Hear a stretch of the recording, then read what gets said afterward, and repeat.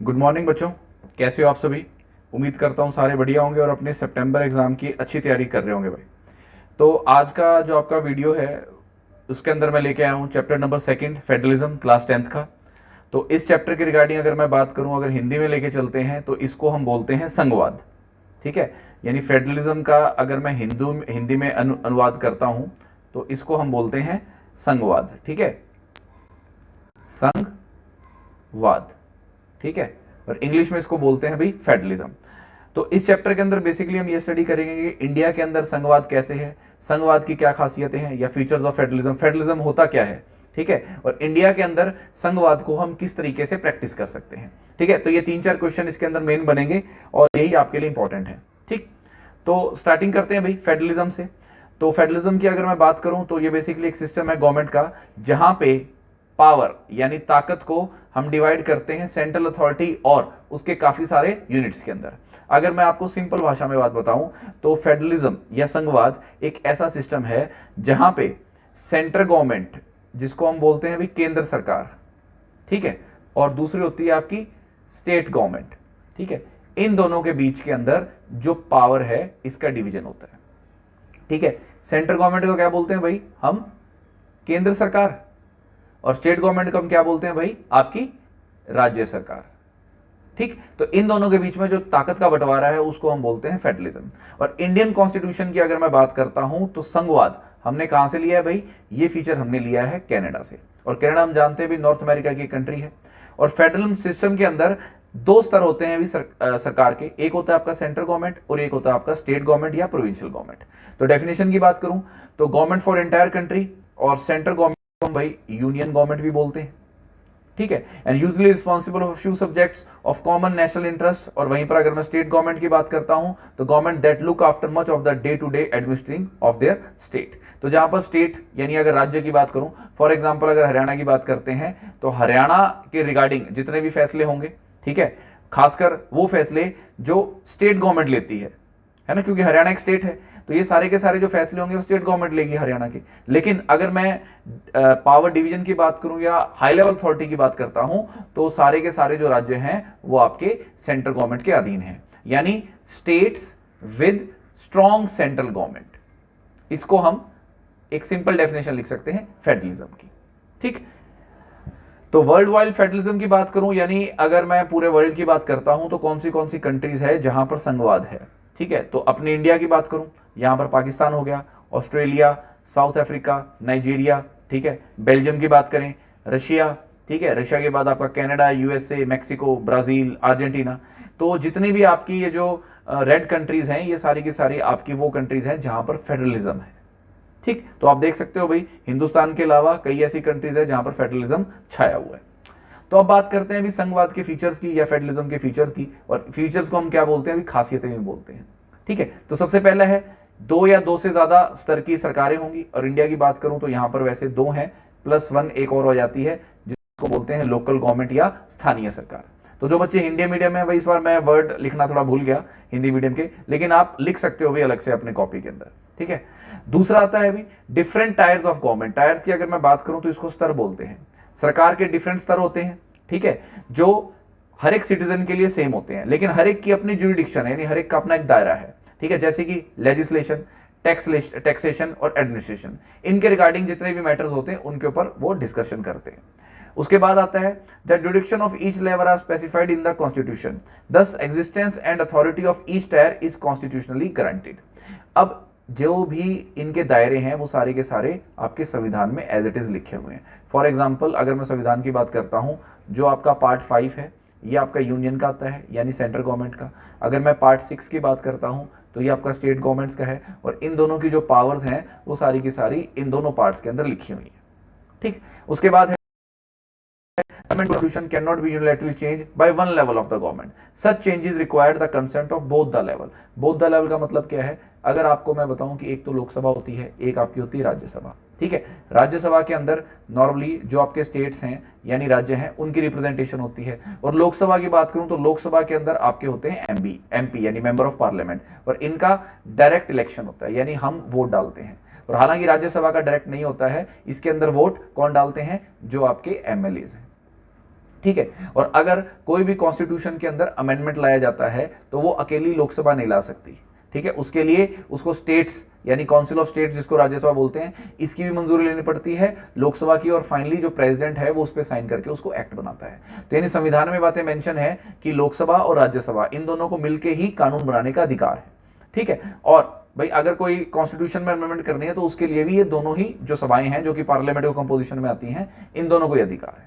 उसके बाद कोर्ट्स के पास पावर है भाई संविधान को इंटरप्रेट करने की, ठीक है, and power of different level of the government. और हाईएस्ट जो कोर्ट होता है act as an umpire if dispute arise between different level of the government. और हम सब जानते हैं भाई जो आपका सुप्रीम कोर्ट है, ठीक है, वो सेंट्रल गवर्नमेंट और जो आपकी स्टेट गवर्नमेंट है या दो स्टेट्स गवर्नमेंट उनके बीच का कोई भी डिस्प्यूट होता है तो उसको कौन सॉल्व करता है, आपका सुप्रीम कोर्ट, ठीक। तो ये सुप्रीम कोर्ट के पास पावर है। उसके बाद फाइनेंशियल ऑटोनॉमी इंश्योर्ड होती है भाई, ठीक है। ज्यादातर अगर मैं बात कहूं जो आपकी स्टेट गवर्नमेंट है पैसे के लिए, ठीक है, यानी अगर मनी की मैं बात करता हूं इसके लिए सेंट्रल गवर्नमेंट पे डिपेंडेंट होती है। लेकिन स्टेट गवर्नमेंट का अपना ही एक अलग से फंड होता है, अपने रेवेन्यू डिपार्टमेंट होता है। इन केस अगर उसमें प्रॉब्लम आए तो ये सेंट्रल गवर्नमेंट के ऊपर डिपेंडेंट रहते हैं असिस्टेंस के लिए। और दूसरा इसके डुअल ऑब्जेक्टिव्स हैं भाई, to safeguard and promote the unity of the country and to accommodate regional diversity. ये भी आपके इसके फेडरलिज्म के फीचर्स में है, ठीक। अब आते हैं भी आपके टाइप्स ऑफ फेडरेशन। तो सबसे पहले अगर मैं बात कहूं कमिंग टुगेदर और होल्डिंग टुगेदर, ये दो टाइप की फेडरेशन होती है भाई, ठीक है। और एक आइडियल फेडरल सिस्टम में क्या होता है, म्यूचुअल ट्रस्ट और एक एग्रीमेंट होता है जिससे कि सभी लोग मिलकर साथ चल सके। तो म्यूचुअल ट्रस्ट की बात करूं तो government of different level should agree to some rule of power sharing, and अगर एग्रीमेंट टू लिव टुगेदर की बात करूं तो they should also trust that each would abide by its part of the agreement, की part उस agreement के हिसाब से वो सारे लोग उसकी बात माने। तो exact balance of power between the central and state government varies from one federation to another. This balance depends mainly on the historical context in which the federation was formed, and there are two kinds of routes through which the federation have been formed. तो अगर मैं आपको direct question की बात करता हूं तो federation के आपके भाई दो टाइप होते हैं, एक कमिंग टुगेदर, एक होता है होल्डिंग टुगेदर। कमिंग टुगेदर का मतलब क्या है कि जहां पर इंडिपेंडेंट स्टेट्स यानी जो स्टेट्स अपने आप के अंदर फाइनेंशियल ऑटोनॉमी है जिनके पास या टोटल ऑटोनॉमी है, वो अपने आप आके एक बड़े यूनिट को बनाती हैं, ठीक है। फॉर एग्जाम्पल की अगर मैं बात करूं यूएसए, ठीक है, उसके बाद ऑस्ट्रेलिया, ठीक है, ये सारे के सारे इनके अंदर जो स्टेट्स हैं वो अलग अलग हैं। और यूएसए और इनकी बात करूं तो इनके अंदर एकल नागरिकता नहीं है, यानी सिंगल सिटीजनशिप नहीं है, आपको यूएसए की लेनी पड़ेगी और प्लस जो स्टेट्स हैं उनके अलग से लेनी पड़ेगी। और वहीं पर अगर लार्ज कंट्री को या लार्ज कंट्री ये डिसाइड करती है कि वो अपनी पावर कॉन्स्टिट्यूएंट स्टेट्स और नेशनल गवर्नमेंट में डिवाइड करे तो इसको बोलते हैं होल्डिंग टुगेदर, जहां पर हमने जो स्टेट्स हैं उनको बांधा हुआ है एक संविधान के थ्रू, ठीक है। और इसका सबसे बड़ा एग्जांपल आपका इंडिया और बेल्जियम है, ठीक है। उसके बाद all the constituent state usually have the equal power, सभी के पास इक्वल पावर होती है, लेकिन यहां पर जो सेंट्रल गवर्नमेंट होती है वो ज्यादा पावरफुल होती है। मेन एम क्या होता है फेडरेशन का, is to pool their sovereignty and maintain their separate identity to increase their security. यानी सोवर्निटी का मतलब क्या होता है कि वो किसी के दबाव में नहीं होती, सारे इंडिपेंडेंट होते हैं, इस हिसाब से वो अपनी जो सिक्योरिटी है और अपनी सेपरेट आइडेंटिटी को मेंटेन रखते हैं। इसके अंदर क्या होता है, पूलिंग और सोवर्निटी ये दोनों एब्सेंट होती हैं। इसके अलावा जो आइडेंटिटी की बात करूं तो वो पूरा पूरा जो बिगर यूनिट होता है वही अपनी आइडेंटिटी लेगा। जैसे इंडिया की बात करूं तो इंडिया के अंदर अगर आपको सिटीजनशिप चाहिए तो आप पहले सिटीजन हो इंडिया के, बाद में आपको अगर पर्टिकुलर स्टेट का देखते हैं तो आप वहां के रेजिडेंट हो, लेकिन आपकी जो सिटीजनशिप है वो इंडिया की काउंट होती है। तो ये आ गया आपकी कमिंग टुगेदर और होल्डिंग टुगेदर फेडरेशन, ठीक है। तो इंडिया एक इंडिपेंडेंट नेशन है भाई, और हालांकि हम सब जानते हैं कि इंडिया की जो आजादी थी 1947 में मिली थी, और काफी इसके रिगार्डिंग अगर मैं बताऊं तो काफी पेनफुल और ब्लडी पार्टीशन था हमारा, ठीक है, जब इंडिया पाकिस्तान आजाद हुए थे। लेकिन इंडिपेंडेंस के बाद कई प्रिंसली स्टेट्स थी जो हिंदुस्तान का पार्ट बन गई थी, लेकिन कुछ प्रिंसली स्टेट्स थी। प्रिंसली स्टेट्स बेसिकली वो स्टेट्स होती हैं जहां पर राजा महाराजा रूल करते थे, जैसे कि J&K, ठीक है, जैसे कि आपकी हैदराबाद, ठीक है। और इसके अलावा अगर मैं बात करूं तो मणिपुर, ये वो कुछ स्टेट्स हैं जो काफी बड़ी थी, लेकिन बाद के अंदर धीरे धीरे ये इंडिया के अंदर आ जाती हैं। लेकिन स्टार्टिंग में ये इनके जो राजा महाराजा थे वो नहीं मानते, बहुत मुश्किल से इनको मना के या इनके इंस्ट्रूमेंट ऑफ एक्सेस अंदर ऐड किया जाता है, ठीक है। और कॉन्स्टिट्यूशन और हमारा जो इंडिया का संविधान है वो इंडिया को बताता है यूनियन ऑफ स्टेट्स, ठीक है। World federation is not used but the Indian union is based on the principle of federalism, ठीक है। तो यानी इसकी जगह फेडरेशन ऑफ स्टेट्स भी लिखा जा सकता था, लेकिन ये वर्ड यूज नहीं हुआ है। लेकिन इंडियन यूनियन का जो बेस है वो आपका प्रिंसिपल है फेडरलिज्म का, ठीक, क्लियर है। अब अगर मैं क्वेश्चन आपके पास आता है कि भाई इंडिया के अंदर संघवाद कैसे है, ठीक है, या हाउ फेडरलिज्म या हाउ इंडिया बिकम अ क्या कहते हैं फेडरलिज्म की कंट्री या how India become a federal country, तो उसके अंदर भाई आपको ये 4 तरीके की लिस्ट देखने को मिलेंगी, यूनियन लिस्ट, स्टेट लिस्ट और कंकरेंट लिस्ट। ठीक है, 2 क्वेश्चन है, इंडिया के अंदर फेडरलिज्म कैसे प्रैक्टिस किया जाता है वो अगला क्वेश्चन आएगा, और इससे पहला जो क्वेश्चन है भाई how India become a federal country, उसके लिए ये है भाई इंडिया के अंदर फेडरलिज्म हम देख रहे हैं उस हिसाब से आपको देखने को मिल रहा है।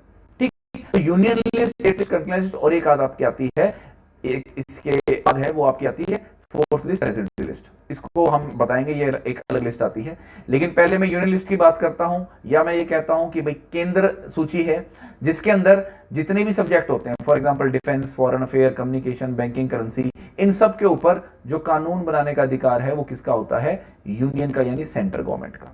ठीक, वहीं स्टेट की अगर बात करूं, जैसे police, trade, agriculture, irrigation, commerce, ठीक है, प्रिजन्स, इन सब पे जो कानून बनाने का अधिकार है वो आपका स्टेट का होता है। और इसके बाद अगर मैं बात करूं भाई forest, education, marriage, adoption, succession, ठीक है, इन सब पे जो का मतलब क्या होता है, जहां पर स्टेट गवर्नमेंट और यूनियन गवर्नमेंट दोनों मिलकर कानून बनाए।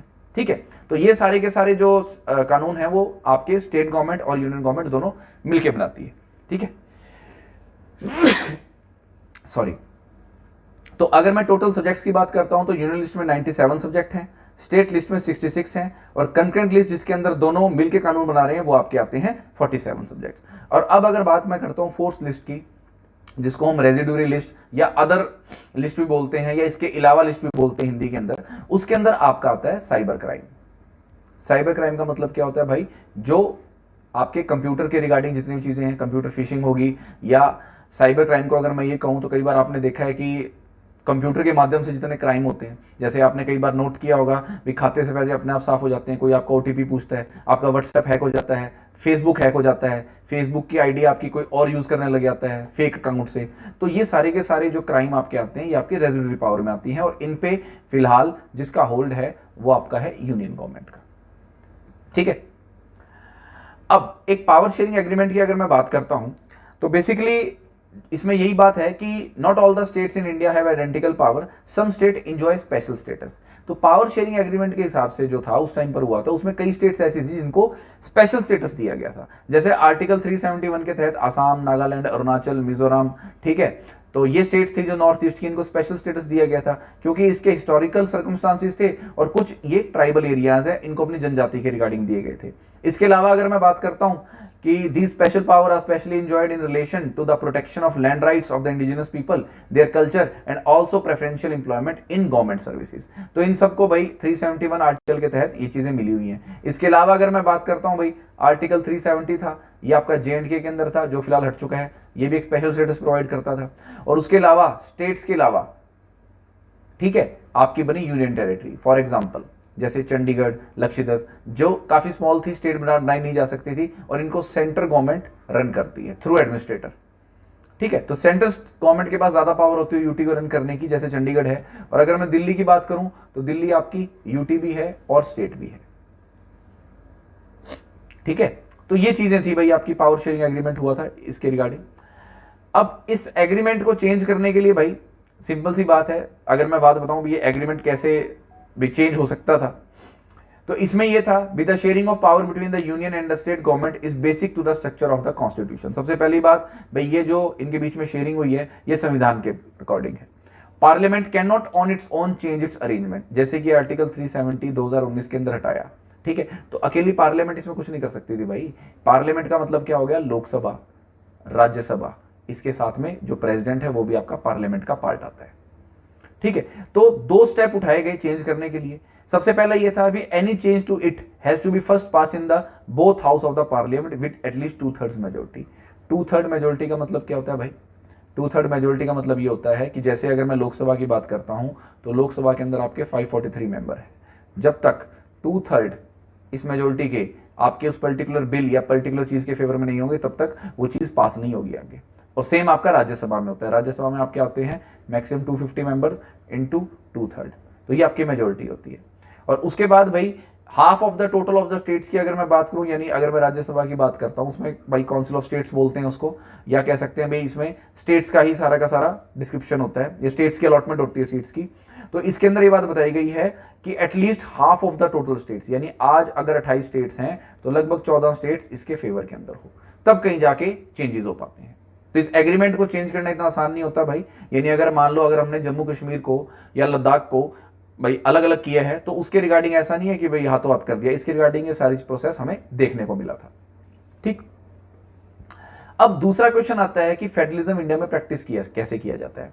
जब ये क्वेश्चन आता है तो इसके अंदर आपकी तीन चीजें आएंगी। सबसे पहले आएगी लिंग्विस्टिक स्टेट, ठीक है, लैंग्वेज के आधार पर जो स्टेट बनी थी। उसके बाद आपकी आएगी लैंग्वेज की पॉलिसी, और लास्ट में आपका आएगा सेंटर और स्टेट रिलेशन। ठीक है, इनको आपने भाई स्टडी करना है, तब कहीं जाके ये क्वेश्चन पूरा हो जाएगा। ठीक है, तो बच्चों आज के लिए मेरे ख्याल में काफी बन गई वीडियो, आई थिंक 15 या 16 मिनट की आसपास होगी वीडियो। तो अगला जो पार्ट है वो मैं आपका नेक्स्ट लेक्चर के अंदर कल लेके आऊंगा। तो अभी तक इस पार्ट को स्टडी करो, ठीक है, और नोट्स बनाने की आप कोशिश करो। और अगर ये आप चैप्टर अच्छी तरह इन नोट से पढ़ जाते हो तो मेरे ख्याल से आपको बुक देखने की जरूरत नहीं है, कोई भी क्वेश्चन अगर चैप्टर में से आएगा आप इजीली उसको अटेंड कर पाओगे। उम्मीद है कि वीडियो आपको अच्छी लगी होगी भी। शेयर सब्सक्राइब करना, ठीक है, और मिलते हैं नेक्स्ट लेक्चर के अंदर। Thank you so much.